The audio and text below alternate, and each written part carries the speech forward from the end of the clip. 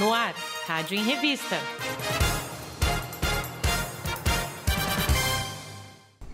Olá, começa agora o especial Rádio em Revista, Jornal da Rede Alesp. O Jornal da Rede Alesp que é gravado todos os dias nesse estúdio. Aqui são feitas entrevistas com especialistas que debatem os mais variados temas de interesse para a sociedade. E principalmente, o Jornal da Rede Alesp discute questões do Parlamento Paulista. Como os parlamentares atuam nas comissões, nos parlamentos, enfim, os 94 deputados discutindo projetos que podem impactar a vida de milhões de paulistanos. Então, vamos começar mais essa edição do especial Rádio em Revista? Nós vamos começar o programa de hoje com um assunto que movimentou a Assembleia Legislativa esta semana: a votação da reforma da Previdência dos servidores de São Paulo. Projeto de emenda à Constituição de autoria do Executivo, aprovado no último dia 3, determina 62 anos como idade mínima para a aposentadoria das servidoras estaduais e 65 anos para os homens. Já para os professores, é necessário cumprir os seguintes requisitos: 51 anos de idade e 25 de contribuição para as mulheres, e no caso dos homens, são necessários 56 anos e 31 de contribuição. A partir de janeiro de 2022, as idades são modificadas: 52 para elas e 57 para eles. A PEC foi discutida em 2 turnos durante meses na Assembleia Legislativa de São Paulo. Recebeu 59 votos favoráveis e 32 contra. Segundo o líder do governo na Alesp, o deputado Carlão Pinhatari, do PSDB, a reforma é necessária para que os funcionários recebam os benefícios de forma correta. Previdência é primordial para que num futuro muito próximo a gente possa continuar pagando os nossos funcionários ativos e inativos. Como a maioria dos estados brasileiros, hoje não consegue pagar, parcelando 13º, parcelando salários, não pagando férias, não pagando os benefícios que os funcionários têm. O deputado Emílio de Souza, do PT, entrou com um recurso no Supremo Tribunal Federal que impediu a tramitação da PEC por quase 2 meses. Ele afirma que a proposta não é benéfica para os servidores, além de ter uma tramitação falha. O processo da Previdência, além de injusto, além de extremamente prejudicial aos trabalhadores do serviço público, ele foi um projeto que não teve a discussão necessária, né? A maneira como a Casa encaminhou, com relator especial, sem discussão nas comissões, sem aceitar nenhum tipo de ponderação, de emenda que atraísse ou que levasse em consideração o interesse das categorias, esse projeto chegou ao momento de votação de maneira completamente torta, sem condições de ser aprovado. O deputado Eniose Kucker, do Novo, é o relator do projeto e ressalta que as alterações são necessárias. A gente só tem 2 bilhões de investimento em segurança, saúde e educação, enquanto o rombo da Previdência é de 22 bilhões. Não faz nenhum sentido a gente continuar carregando isso. Essa situação não é sustentável economicamente e nem do ponto de vista de justiça para o contribuinte. Os confrontos entre manifestantes e a polícia marcaram a votação da PEC que regulamentou a reforma da Previdência do Estado. Em plenário, o deputado Coronel Telhada, do Progressistas, comentou sobre o conflito ocorrido aqui na Assembleia Legislativa Paulista. A Polícia Militar, ela cumpriu a sua obrigação constitucional e institucional, que é manter a ordem quando assim é determinado.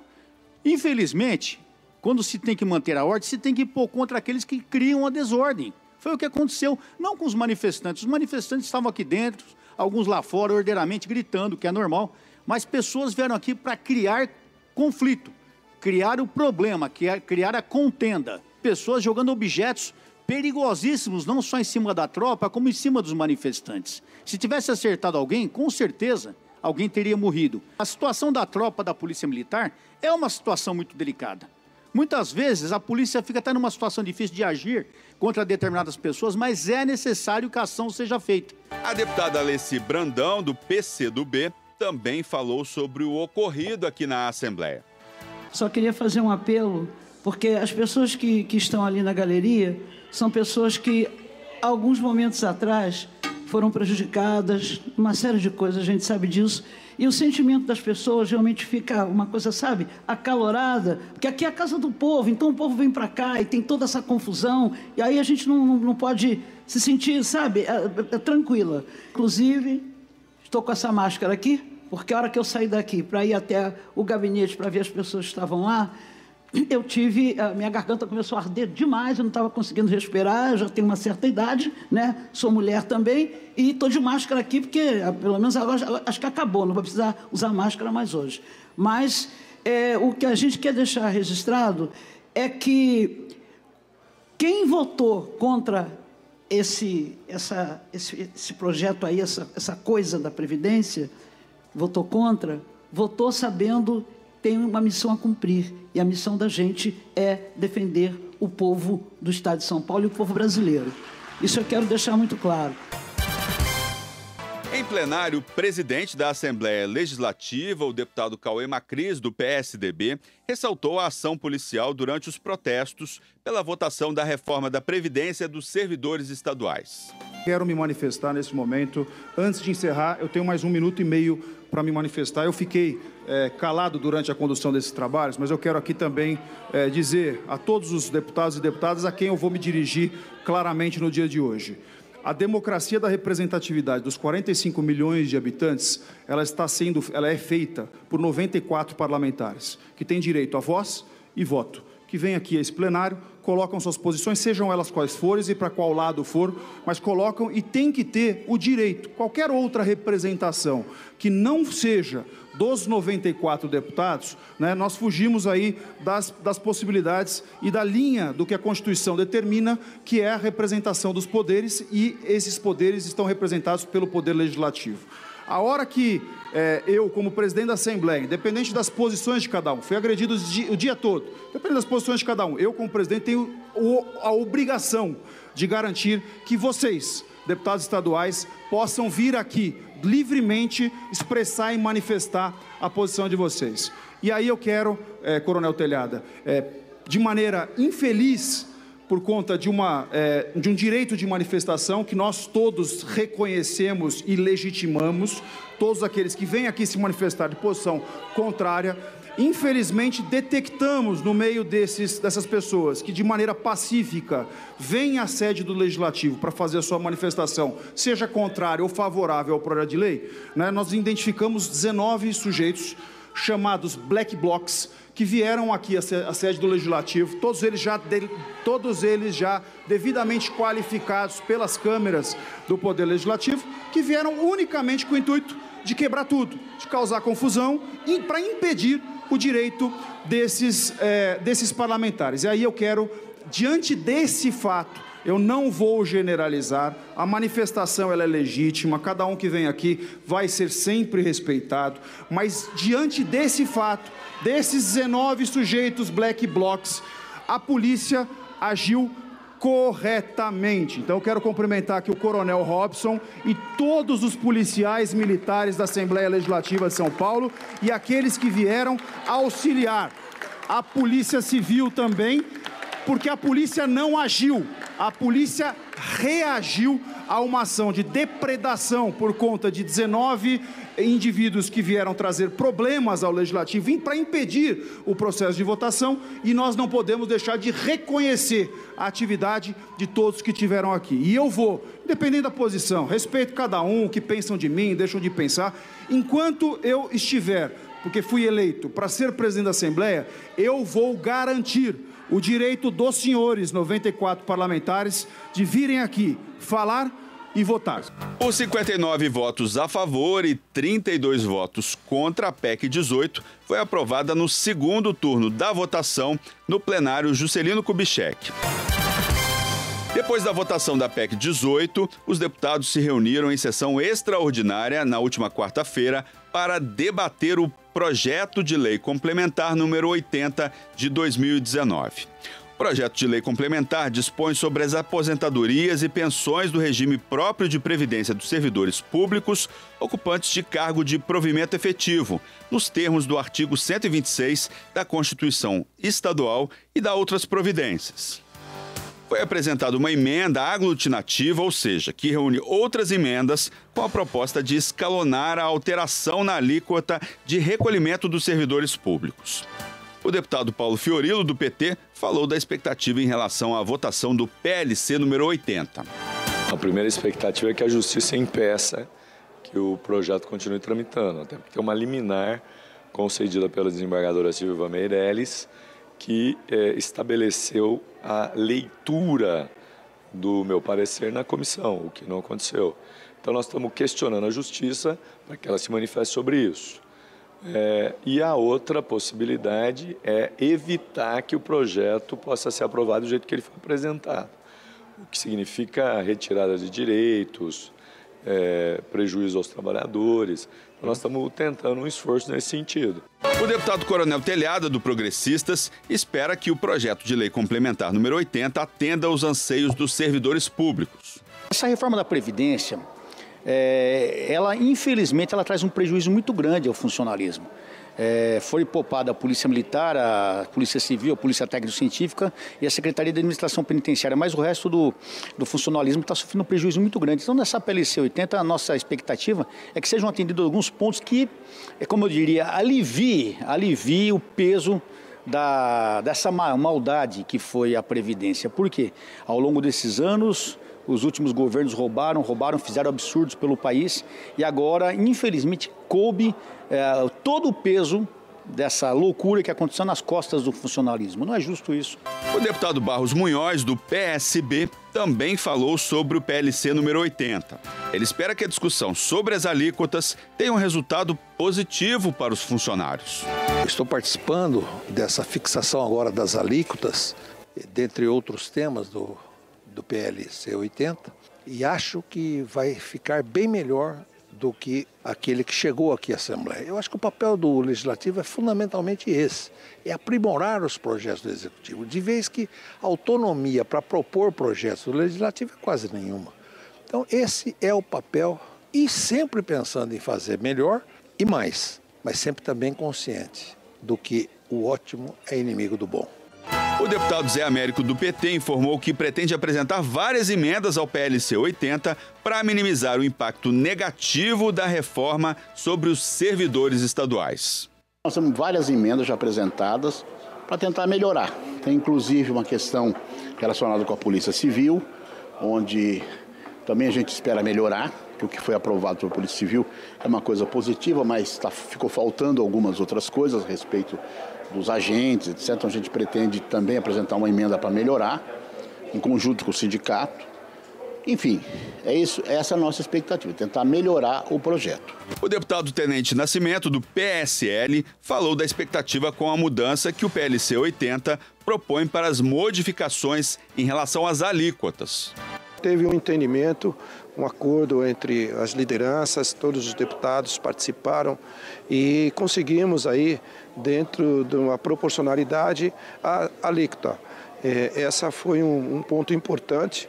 Deputados de diversos partidos, deputada Janaína, deputado Campos Machado, deputados do PSDB, em que nós colocamos lá 11% até um salário mínimo, 12% até R$ 3.000 e 14% 3 a 10 e 16% aí então até a maior alteração ou maior salário.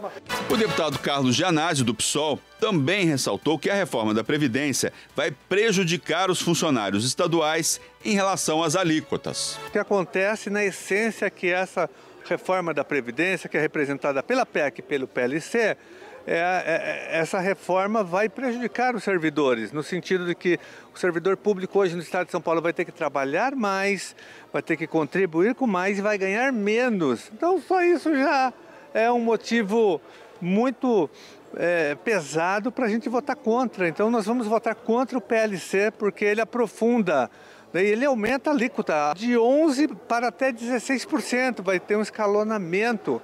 Então tem servidor público que vai pagar 16%, era até 14%, agora vai para 16%, um absurdo total, é um retrocesso e é uma retirada de direitos é um desmonte da aposentadoria dos nossos professores, das nossas professoras, dos servidores do judiciário, dos servidores da segurança pública, dos servidores da saúde, todos serão penalizados com essa reforma da Previdência.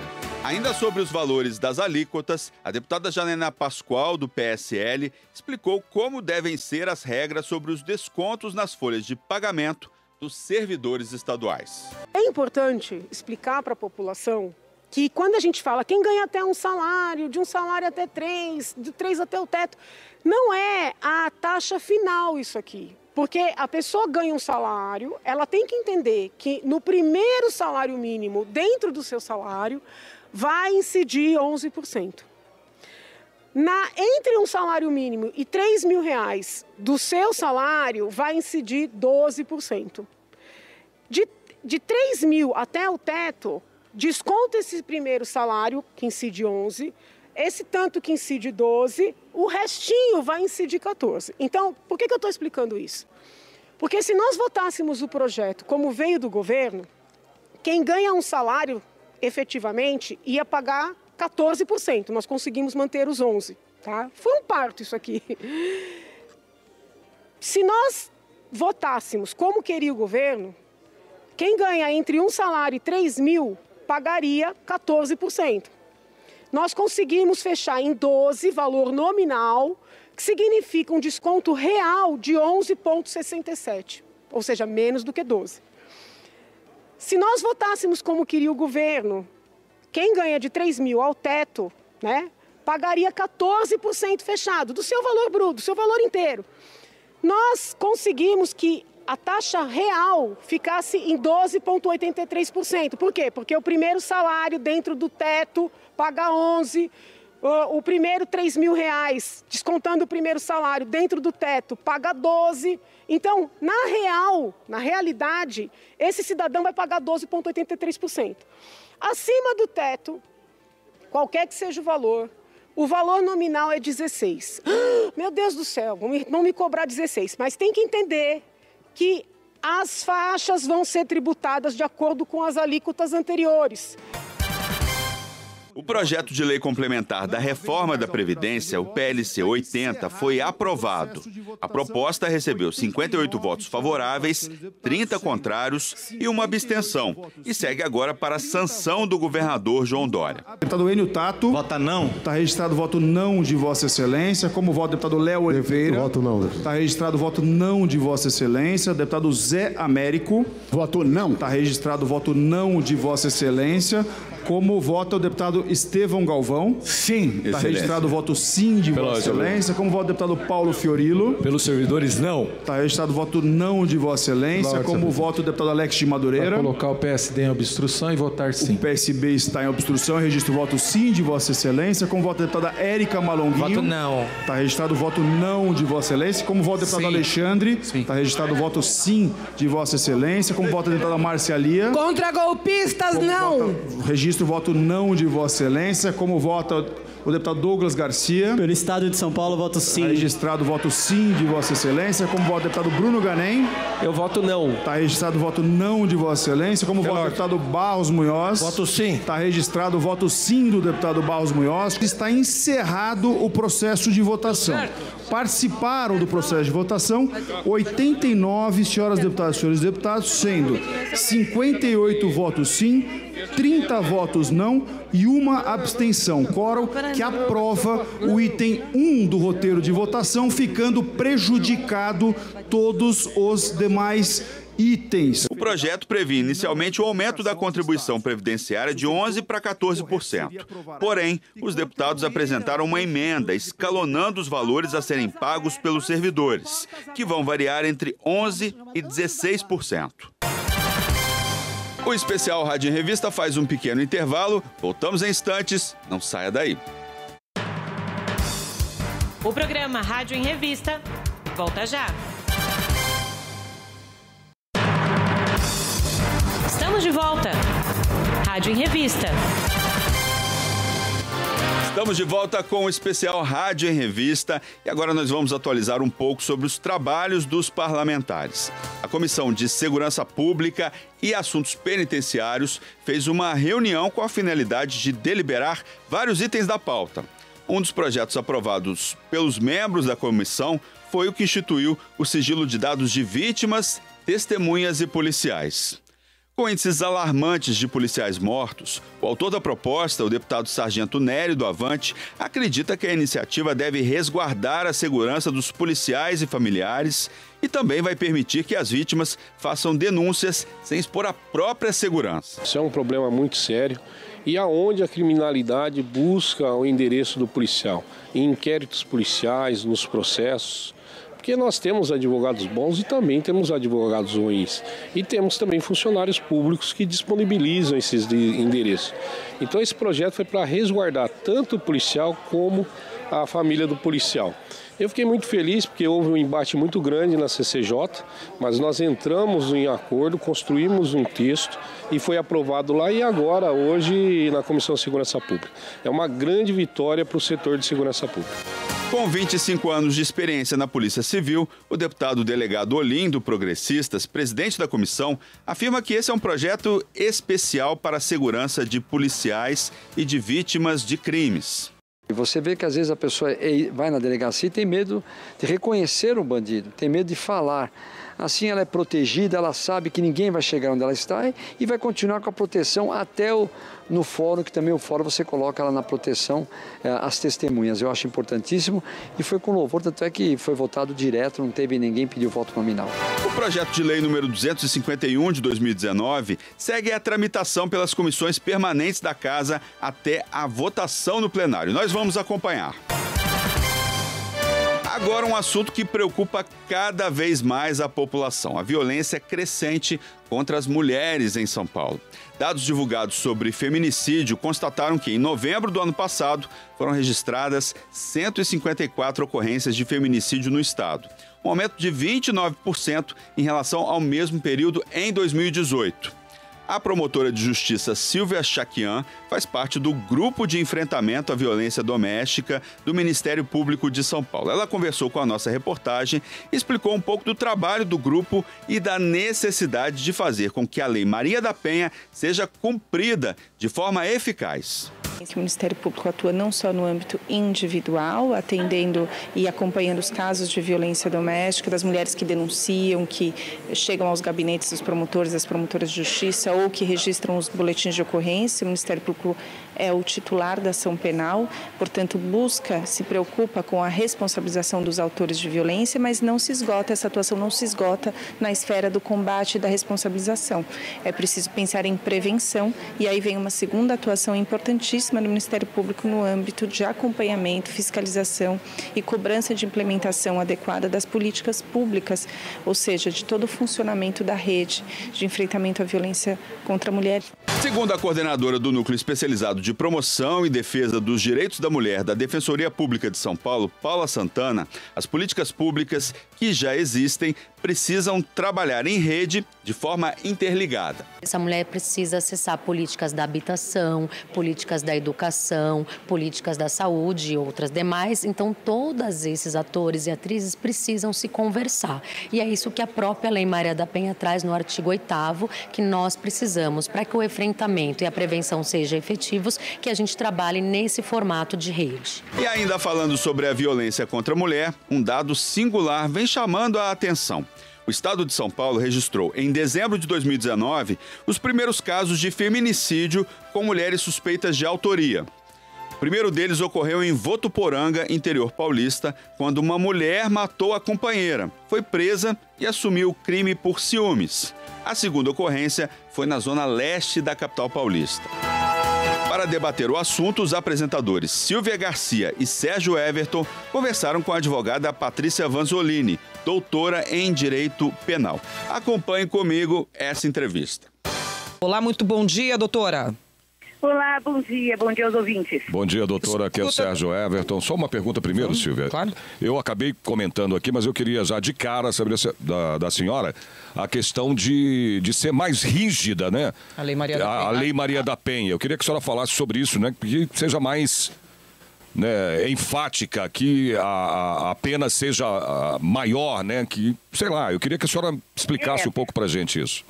Olha, eu acho que o que realmente é eficaz, além disso que a doutora Silvia já falou, que a defensora pública já falou, digamos, essa rede de políticas públicas, mas no âmbito individual, é muito importante que as mulheres tomem consciência de que elas precisam acionar a polícia, precisam acionar o judiciário, precisam pedir socorro ao Ministério Público, precisam pedir socorro ao juiz. Porque existe uma pesquisa muito interessante, ela é de 2016, mas na verdade os dados se reproduzem, uma pesquisa feita pela promotora Valéria Escarance, inclusive colega da doutora Silvia, que diz o seguinte: de todas as mulheres mortas no feminicídio em 2016 aqui na capital de São Paulo, 97% delas não tinha medida protetiva, não tinha medida, ou seja, apenas 3% das mulheres que morreram tinham medida protetiva. O que isso significa? Que a medida protetiva protege. Tem muita gente que fala, mas não vale nada, o homem não vai respeitar. Respeita sim, não é que protege 100% dos casos, mas veja, protegeu aí 97% dos casos, né? 3% apenas tinha protetiva e mesmo assim foram mortas. Mesmo assim, foi exatamente. Ela tem essa consciência. Ela não pode banalizar, não pode deixar para lá, tem que pedir socorro. Eu acho que a senhora acha que a questão também do medo, né, doutora? Da mulher ir denunciar, né? Fazer a denúncia e com isso depois sofrer ainda mais retaliação do parceiro que seja, ou do namorado, ou do esposo.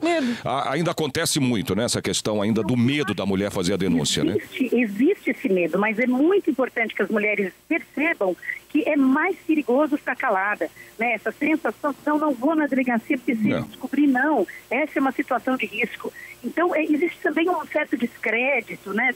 Eu acho que da população quanto ao judiciário, quanto à polícia, não vai adiantar nada, mas isso não é verdade. Doutora, na violência doméstica, o judiciário ele atua muito combativamente. Diga. Doutora, deixa eu só falar aqui, a gente está falando agora ao vivo com a advogada Patrícia Vanzolini, que é doutora em Direito Penal. Nosso assunto agora é feminicídio, o aumento aí do número de mortes de mulheres através desse crime. Doutora, só perguntar uma coisa. Eu acabei de sofrer uma violência, sou mulher, sou casada, do meu parceiro, do meu namorado, enfim. Não sofreu porque eu tô do lado dela. É que a gente aqui, é casado, doutora? Nossa, ela tira isso, então, não sofreu violência nenhuma, pelo amor de Deus. Hipoteticamente falando, sofri violência e vou lá na delegacia denunciar. O que acontece a partir deste momento? Porque as mulheres acham que o cara vai ser indiciado, que a polícia vai chegar lá nele, e aí ela vai voltar para casa, doutora. Como é que faz isso? Olha, depende do caso, depende do tipo de violência. É possível sim conseguir rapidamente a concessão de uma medida protetiva. Essa medida protetiva, ela tem que ser concedida. O que essa medida faz? O que ela faz? Essa medida, ela pode fazer várias coisas, mas as medidas mais comuns são as medidas de proibição de aproximação, de afastamento do lar e proibição de aproximação ou contato, ou seja... E quem fiscaliza isso? A gente mesma. Quem fiscaliza isso? A gente mesma. Quem fiscaliza isso? Então, como a doutora Silvia estava falando, o Ministério Público aqui do Estado de São Paulo está implantando medidas muito interessantes em conjunto com a Polícia Militar de ronda às mulheres que têm medida protetiva. Então, há vários lugares em que sabendo que aquela mulher tem medida protetiva, a polícia se articula para passar ali uma vez por dia e ver se está tudo bem, se ele não está se aproximando. Esses mecanismos, eles têm sido muito aprimorados. E tanto é que essas estatísticas não deixam mentir, né? 3% foram mortos com medida protetiva. Então existe mesmo essa impressão de que a medida... Claro, tudo tem que ser aprimorado e pode ser aprimorado. É isso que nós temos que ir. Mas a gente tem que começar a dar confiança para a população de que funciona assim, né? O judiciário funciona, o MP funciona, a polícia funciona, as DDMs funcionam. A Guarda Civil Metropolitana, a Ronda Maria da Penha... Isso, exatamente. Mas o problema, doutora, eu volto a falar disso aqui, porque é complicado realmente. Muitas vezes a mulher não dá nem tempo, né? Às vezes você tem a medida provisória mais protetiva, desculpa. Não dá tempo, o cara chega numa rapidez. E também essa medida protetiva para cobrir isso em relação à mulher, né? Para ela ter essa proteção, muitas vezes a medida protetiva ela é mais para intimidar, né, a chegada desse cara, desse homem, desse parceiro, para poder chegar perto da mulher e fazer qualquer coisa ou agredi-la ou matá-la. Porque é difícil, né? Essa medida, fatal, né? Na hora, muitas vezes não dá tempo. O cara chega na hora e acaba cometendo, né, o feminicídio. Acaba... Ela realmente, porque ela intimida, né? Ela dá uma intimidada mesmo? Tá. Ela intimida muitas pessoas. Quer dizer, o homem vê que a mulher não está sozinha, não está apanhando calada, ela tem gente do lado dela, ela tem a família. Inclusive, sabe, você cria uma rede, digamos assim, você publiciza, você mostra que está sofrendo. O Estado está tentando. É uma rede de proteção. Agora, a outra coisa que eu vou falar é a seguinte, vocês têm razão, é verdade, muitas vezes a medida protetiva chega tarde demais, eu tenho que ficar em casa. Mas a violência doméstica fatal, o feminicídio, dificilmente é o primeiro ato de violência. Então, a segunda coisa que eu acho... Qual que é o primeiro ato, doutora? Que a mulher não pode esperar o tapa, ela não pode esperar o chute, ela não pode esperar o soco. Ela tem que sair no primeiro xingamento, na primeira humilhação, na primeira ofensa. Ela tem que se separar, ela tem que se desvincular desse relacionamento abusivo. Mas é cortar o mal pela raiz, que nem muita gente fala, né? Aí envolve também um monte de coisa, né? Envolve os filhos, envolve, né, a relação também financeira. Quer dizer, é difícil também num primeiro xingamento, num primeiro tapa. É complicado também isso, né? É complicado, mas é que a violência doméstica ela tem um padrão muito padronizado. Dizer, que é esse padrão circular e não muda. Mel, tensão, explosão, lua de mel. Então, geralmente, quando, claro... Como é que é esse padrão, doutora? Como é que é esse padrão, doutora, que a senhora falou? Como é que é esse padrão? Existe um padrão, a violência doméstica, que é o seguinte, tensão, explosão e lua de mel. Tensão, explosão e lua de mel. Então começa com uma briga feia, né? Começa com uma agressão mais leve, ela explode e daí no dia seguinte diz que tinha amorzinho, desculpa, foi mal. Aí ela vai e aceita, né? Aceita, como eu já vi vários casos. Ela vai e aceita e... tá bom, meu amor, eu perdoo tudo. Aí o cara vai lá, comete de novo. É por isso que eu falei pra senhora, envolve muita coisa. Vai virar o crescente, porque ele vai se encorajando, ele vai sentindo dono dela. Gente, é importantíssimo o que a doutora acabou de falar. Existe um padrão, mulherada, entendeu? Olha como é que é, né? Tensão, explosão e lua de mel. Tensão, explosão e lua de mel. Fiquem atentas isso daí. Eu nunca tinha ouvido falar disso, tá, doutora? Desse padrão que a senhora falou. É importantíssimo para as mulheres saberem. Se isso está se repetindo dentro da sua casa, dentro do seu relacionamento, fiquem atentas. Fiquem atentas e façam a denúncia. Doutora, deixa eu perguntar uma coisa. Qual é a diferença? Por que a gente fala tanto em feminicídio e não em crime passional? Não é a mesma coisa? O crime passional é, na verdade, o nome que você pode dar para qualquer crime motivado por uma paixão, por um ciúme, por amor e etc, né? O feminicídio é uma expressão técnica. O feminicídio, ele pode ser um crime passional, ele é um crime passional, mas a diferença é que durante muito tempo a história de ser um crime passional era colocada para os jurados, né? Porque pensando que esse crime é julgado pelos jurados, né? Pelo júri, essa história do crime ser passional era colocada como uma atenuante. E agora, com a lei do feminicídio, ficou claro para a sociedade que não é uma atenuante, pelo contrário, é uma agravante, porque esse sentimento, essa paixão, não é a paixão do amor, do querer o bem, do querer o engrandecimento do outro, é a paixão da posse, da propriedade, do domínio. E essa não é uma paixão positiva. E acrescentando, então, a grande mudança é essa. Acrescentando o que a senhora acabou de falar aí, olha, só para lembrar, em 9 de março de 2015 foi publicada a Lei 13.104, que alterou o artigo 121 do Código Penal brasileiro, passando a prever o feminicídio como circunstâncias qualificadoras do crime de homicídio e no mesmo norte foi inserido no rol de crimes hediondos. Só complementando aí o que a senhora falou, né, doutora? Doutora Patrícia, nós estouramos já o tempo aqui. Eu queria agradecer a tua participação aqui no nosso jornal da Rede Alesp. E eu queria convidá-la, como a Silvia está fazendo aqui, uma próxima vez, a senhora participar aqui também do nosso jornal da Rádio Alesp, ok? Muito obrigado. A disposição foi um prazer. E foi ótimo os seus esclarecimentos. Muito bom mesmo. Né, para que as pessoas tenham consciência, as mulheres, principalmente. Obrigada, doutora. As mulheres tenham consciência, né, dessa violência, né, que acontecem com elas e denunciem mesmo. Obrigado, doutora. Volte sempre. Nós vamos para mais um intervalo e na volta outros assuntos em destaque aqui no Rádio em Revista. Voltamos já. O programa Rádio em Revista Volta já. Estamos de volta. Rádio em Revista. O programa especial Rádio em Revista está de volta. Durante o evento realizado no Comando Geral da Polícia Militar de São Paulo, na região central da capital paulista, o deputado estadual Tenente Nascimento, do PSL, falou sobre o objetivo de destinar R$800 mil em emendas parlamentares para o Hospital Cruz Azul. Alguns equipamentos importantes para o centro cirúrgico, para que fizéssemos exames mais aprimorados, exames mais difíceis. Então, nós encaminhamos isso logo, foi uma das primeiras emendas no nosso mandato que nós encaminhamos e tivemos sucesso, foi aprovada e também já estão comprando e adquirindo esse equipamento. A família policial militar, do qual eu faço parte, e minha família realmente agradece, então eu pude realmente contribuir um pouco daquilo que nós temos que fazer para a nossa instituição, para o nosso querido Cruz Azul. Durante o evento, o Major Ricardo Moreira, um dos policiais militares homenageados, lembrou de uma ocorrência que o levou ao hospital. Foi uma ocorrência que ocorreu 17 de outubro de 2019, foi um roubo ao aeroporto de Viracopos, né? Foi praticado por vários indivíduos fortemente armados, com fuzis, metralhadora, .50. Eu estava numa reunião quando fui informado que um sargento, além das várias trocas de tiro que houveram, um sargento estava como um refém. Um sargento de serviço foi tomado de refém naquele dia lá. E ele tinha sido colocado dentro de um caminhão de lixo. E eu fui para lá para apoiar na ocorrência e eu acabei, juntamente com os policiais que eu estava, deparando com esse caminhão de lixo.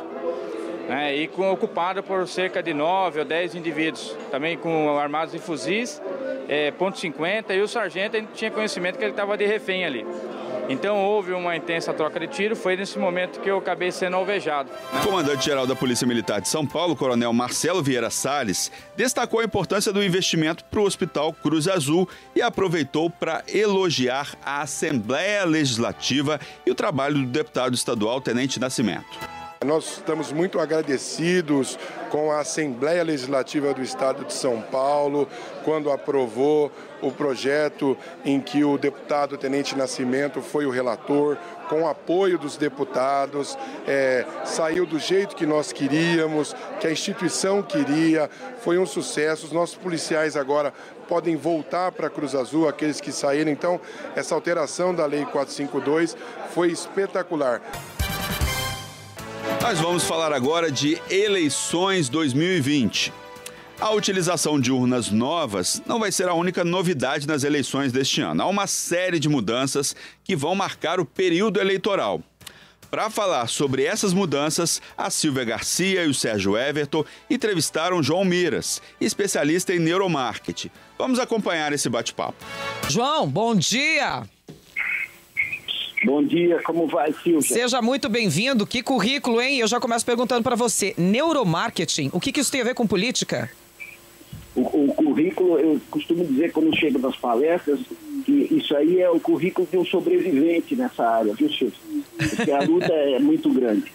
São muitas décadas de fato, com muitas mudanças, né, na história da legislação política brasileira, sempre com muita dificuldade de se adaptar, mas a gente vai trabalhando. Nós somos comunicólogos, a gente tem a obrigação de ter capacidade de adaptação. Bom, João, pode falar. O neuromarketing é uma modalidade de percepção da comunicação, ou seja, a forma que a gente encontra de, às vezes, desmontar alguns pensamentos e remontá-los a partir, no sentido de poder formar uma nova percepção, ou seja, tentar ser prático. Tá. As pessoas costumam olhar para uma determinada situação e ver que essa situação é uma situação negativa. Então você pega essa situação negativa, afere através de pesquisa por que as pessoas identificam essa situação primordialmente de forma negativa e depois reestrutura a maneira de enxergar isso. Deixa eu ver se eu consigo dar um exemplo prático para que o ouvinte possa compreender. Então, a gente olha para uma situação que, marketing marketing é uma coisa negativa. Por que o marketing é uma coisa negativa? Porque o marketing tem o objetivo de manipular consciências. Isso é uma das coisas que eu mais ouço quando eu dou entrevistas e quando eu faço palestras. Então, qual é a função do neuromarketing? A função do neuromarketing é desconstruir essa imagem e construir uma outra imagem a partir da percepção correta, que é o seguinte, gente, apesar da terminologia do anglicismo chamado marketing, na verdade nós somos comunicólogos. Por causa do termo, que é um termo inglês, é muito mal compreendida a nossa função. Vocês sabiam que no Brasil nós temos aproximadamente 5 milhões de comunicólogos, a maior parte deles formados nas faculdades, no curso de comunicação social, que forma relações públicas, os RPs, os jornalistas e forma os publicitários. Estamos nessa aí.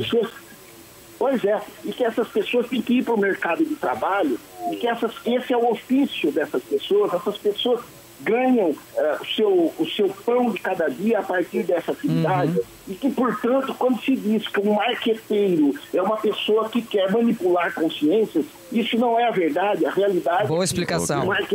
Boa. A realidade é que nós, comunicólogos, queremos levar a verdade. Nossa função, nós somos formados para isso, nós estudamos para isso. É uma profissão tão nobre quanto a de um gari, de um advogado ou de um médico. Certíssimo. Agora, João. Reconstituir uma visão. João, é o Sérgio Everton que está falando agora. Eu vou te fazer uma pergunta aqui. Primeiro, bom dia a você. Agora, vamos voltar aqui a questão da... Do tema. Da mudança na legislação, né, das novas... Essas novas mudanças aí na legislação eleitoral, e também eu quero falar da legitimação da existência do pré-candidato, olha, que já pode fazer, né, a pré-campanha para se posicionar aí no... Né, ela representa vantagem para os partidos políticos tradicionais, você acha? Agora mudou isso daí? A gente já pode começar aí a campanha antes da hora?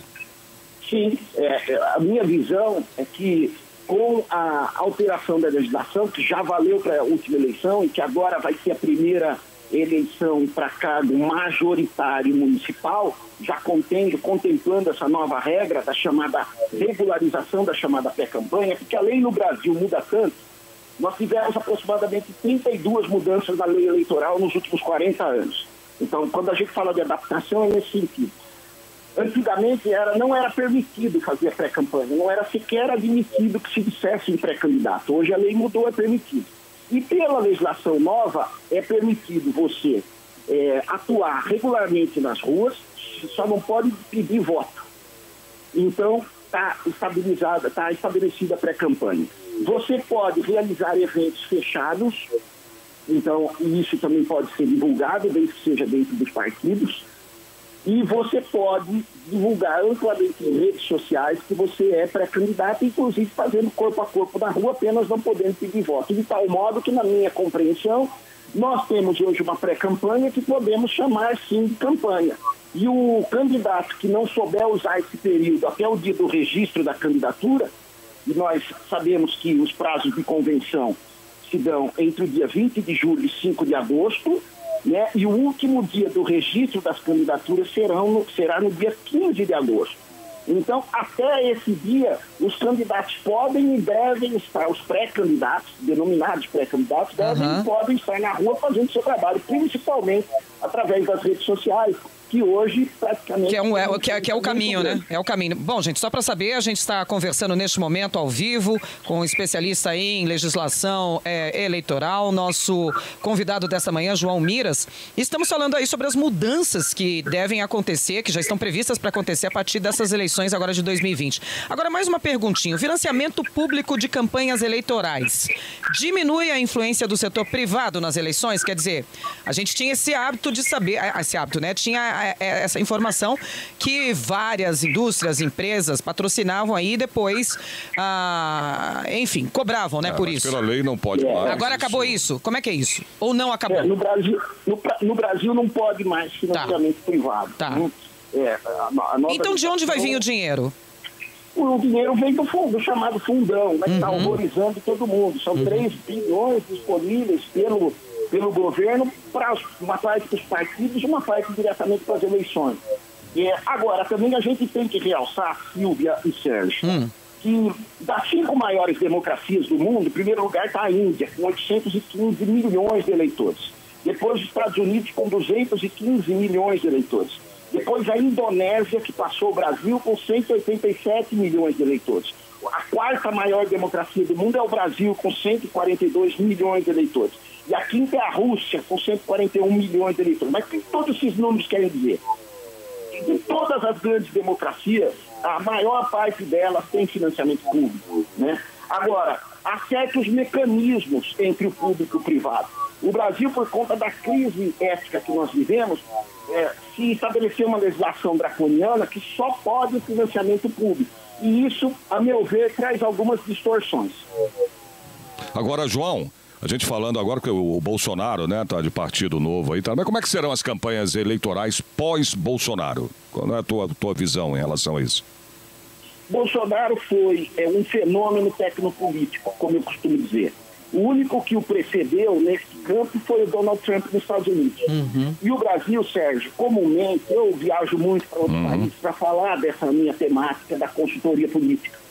E o Brasil está sempre, digamos assim, é um precursor no lançamento de tendências eleitorais. Olha só, não sabia. Pois não, Silvia. Não, que legal, eu não sabia disso não, que a gente era precursor nisso daí. Olha, Silvia, eu vou te dar um exemplo, em termos de conceito. Vocês se lembram da eleição que levou o Lula à presidência? Eles usaram um mote na campanha que era que a esperança venceria o medo. Aquele mote usado no Brasil, no ano seguinte, foi aproveitado na campanha eleitoral francesa. Olha só. Então, nós estamos discutindo aqui conceito, né? Sim. Não é nem partido, nem lá, nem cá, é o conceito. Então, a gente não tem lado, nós estamos apenas analisando o contexto. Nós estamos falando do Bolsonaro, que é um fenômeno técnico, falamos um pouco do outro lado. Então, veja, por que isso se dá? Porque o Brasil é a quarta maior democracia do mundo. A época que nós estamos citando, ele era a terceira, estava na frente da Indonésia. Então, aqui nós estamos praticando modelos e conceitos comunicacionais, então, são top no mundo todo. E com a maior audiência possível, né? Como? Com a maior audiência possível, né? Com esse número de eleitores. Exatamente. Se deu certo, deu muito certo. Se deu errado, deu muito errado, né? E, independente da questão hoje das redes sociais, nós sempre tivemos um sistema telecomunicacional de rádio e televisão muito vasto, muito rico e muito qualificado. Né? Então, o Brasil tem essas qualidades. Nós costumamos miserabilizar o nosso país, criticar, mas nosso país tem muitas qualidades. Inclusive, podemos discutir a lei eleitoral qualquer dia, que a nossa lei eleitoral é muito avançada. Exatamente. João, e dentro do que você está falando, eu queria saber de você, como é que isso vai conviver, né? Como é que vai ser essa questão nas eleições das fake news? Sim. Olha, eu digo o seguinte, há uma coisa pior do que a mentira, porque a fake news é uma mentira, né? Então, uma mentira que é soltada. Há uma coisa pior do que a mentira, que é a falta de liberdade.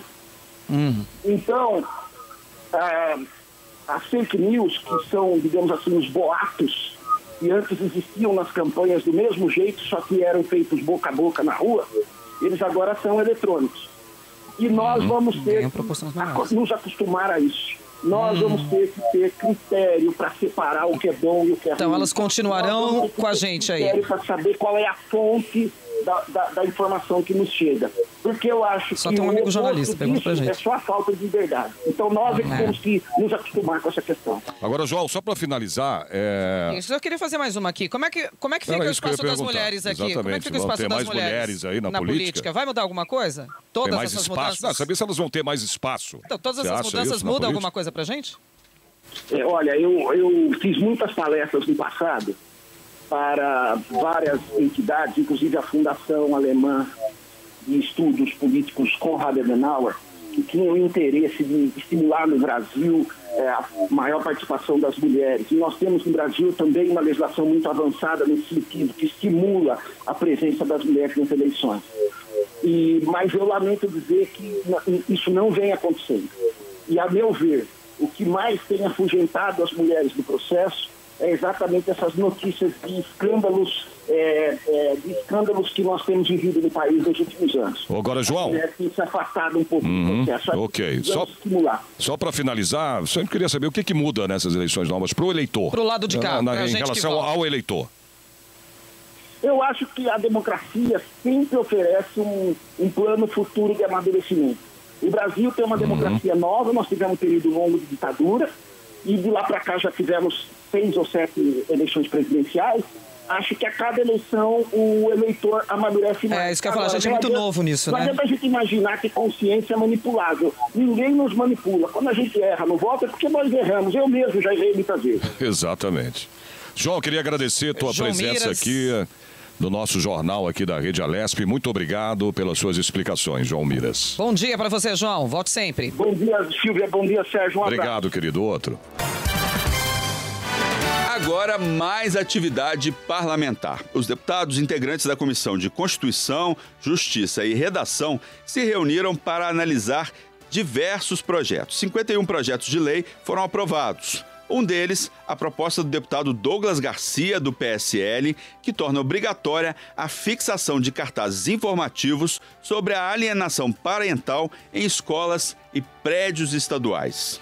Depois de muito debate sobre o tema, a deputada Janaína Pascoal, do PSL, falou sobre o conteúdo do projeto de lei. É importante deixar claro que o intuito do deputado Douglas é positivo, né? Existe uma legislação federal tratando da alienação parental, que seria aquele processo pelo qual ou o pai ou a mãe ou um parente próximo desmerece, desprestigia a imagem de um dos genitores para a criança, né? Fazendo com que essa criança fique contra o pai ou contra a mãe. Numa situação em que a criança relata um abuso para a mãe leva esse abuso para a autoridade. Não ficam comprovados os fatos, porque nem todo abuso, isso é importante o povo entender, nem todo abuso tem penetração. Existe uma confusão na justiça entre não ter conseguido comprovar os fatos com dizer que era mentira e por isso a mãe praticou alienação parental. E nos casos mais drásticos, o possível agressor pede a guarda da criança. Então, essas mães vivem uma situação terrível. 10 deputados estiveram presentes na primeira reunião ordinária da comissão. Na presidência dos trabalhos, o deputado Mauro Bragato, do PSDB, que fez um balanço da reunião. Primeira reunião que tivemos neste ano, vamos dizer que foi muito positiva, aprovamos muitos projetos. O que nós vamos fazer daqui para frente é aprofundar os debates. Nós estamos na superfície ainda, projetos bastante frágeis ainda que foram aprovados na comissão de hoje. A Secretaria Estadual de Logística e Transportes do Governo de São Paulo marcou para 9 de março, próxima segunda-feira, a audiência pública para a retomada de obras do Rodoanel Norte.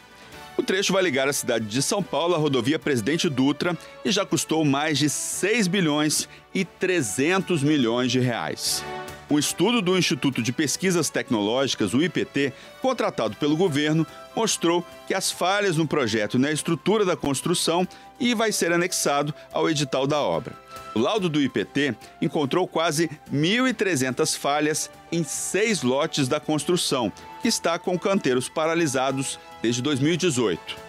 Pelo estudo, 59 pontos são considerados grandes falhas construtivas, como erosão em terrenos e estruturas, colunas desalinhadas e infiltrações. Quando estiver pronto, o Rodoanel Norte terá 48 quilômetros de extensão, passando pela cidade de São Paulo, Arujá e Guarulhos, onde faz ligação com o Aeroporto Internacional de São Paulo. Vamos continuar falando sobre o trabalho dos deputados. O presidente da Comissão de Ciência, Tecnologia, Inovação e Informação, o deputado Sérgio Vitor, do Partido Novo, visitou o Instituto de Pesquisas Tecnológicas para conhecer o projeto IPT Open Experience, que vai conectar startups, pesquisadores e órgãos do governo de São Paulo. O diretor-presidente do IPT, Jefferson de Oliveira Gomes, falou sobre a estrutura do Instituto. Nós temos laboratórios que são de última geração. Existe uma lei chamada 13.243, que é a lei da inovação, lei do marco legal da inovação, e que a gente usa em cooperação junto com outra lei, 13.303, que é uma lei que, tudo bem, você pode ser aberto, mas você tem que me mostrar muita transparência, você tem que me mostrar muita comunicação, você tem que ter uma coisa que o pessoal chama hoje de compliance. Então você tem compliance e você ousa. Tem ousadia com a inovação. Então a gente pensou o seguinte, o governo do Estado de São Paulo pensou o seguinte, como é que você consegue disponibilizar toda essa estrutura para a sociedade. Mas não só a sociedade encomendar, não só as empresas encomendarem projetos, mas será que elas não podem utilizar esses recursos todos, que são públicos, dentro da lei, respeitando todas as restrições envolvidas com aspectos de economia criativa, de economia baseada em pesquisa de alto valor agregado?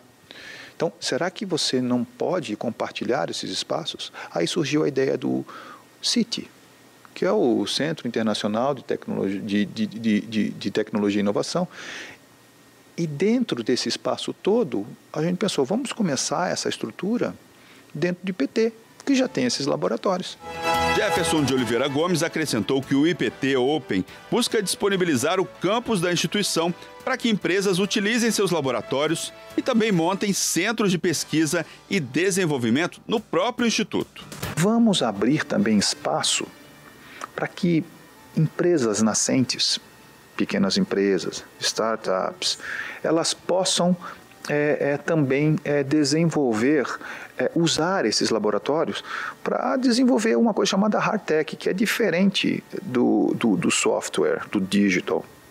Você precisa dos equipamentos, você precisa de laboratório, você precisa de saber. Na minha apresentação eu mostro o significado entre o valor o valor do utensílio, tá bom? Eu mostro claramente a ideia, mas basicamente o que a gente quer, se eu pegar um conjunto de metal, polímero e vidro, que é a maioria das peças, é isso aí, seu microfone, o seu smartphone, tudo isso aí, o seu fogão de casa, o seu carro, é polímero, vidro e metal, né?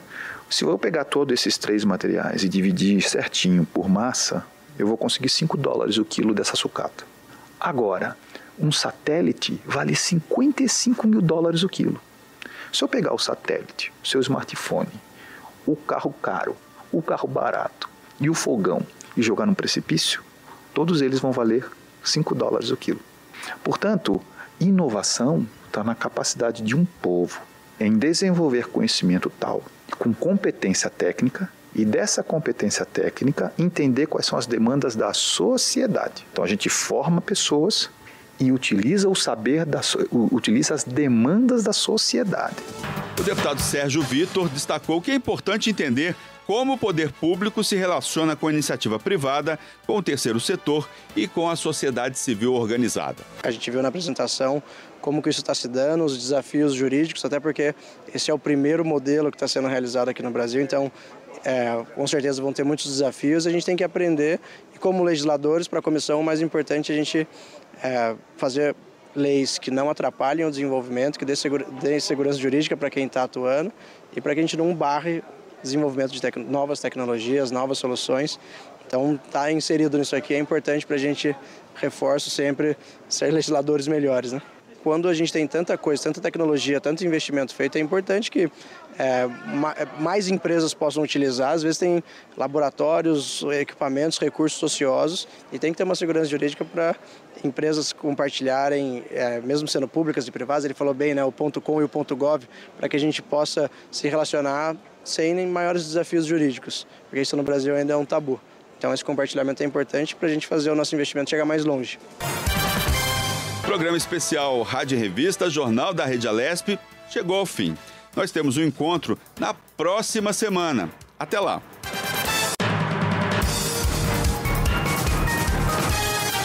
No ar, Rádio em Revista.